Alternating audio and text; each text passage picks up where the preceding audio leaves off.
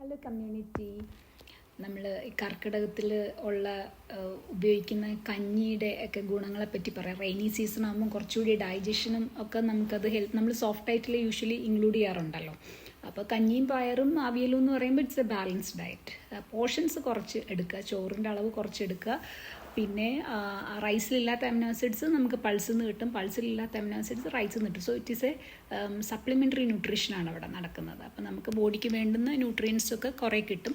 പിന്നെ അതുപോലെ തന്നെ നമ്മൾ 10 ടൈപ്പിലുള്ള ഇലകൾ ഈ ടൈമിൽ യൂസ് ചെയ്യാൻ പറയുന്നുണ്ട്. പോയിസണസ് അല്ലാതുള്ള എല്ലാ ലീവ്സും rich in vitamin and minerals ആണ്. ടോക്സിൻസ് ഒക്കെ റിമൂവ് ചെയ്യാനും ബോഡി റീജുവനേറ്റ് ചെയ്യാനും അങ്ങനെ ഒരുപാട് അത് ഹെൽപ്ഫുള്ളാണ്. നമ്മൾ മത്തൻ്റെ ഇല, തഴുതാമ, അങ്ങനെ പിന്നെ പയറിൻ്റെ ഇല, അങ്ങനത്തെയൊക്കെ ജങ്കായിട്ട് കളയുന്ന സാധനങ്ങളൊക്കെയാണ് യൂസ് ചെയ്യാൻ പറയുന്നത്. ആക്ച്വലി അത് ഒത്തിരി ടൈം നമുക്ക് സേവ് ചെയ്യും.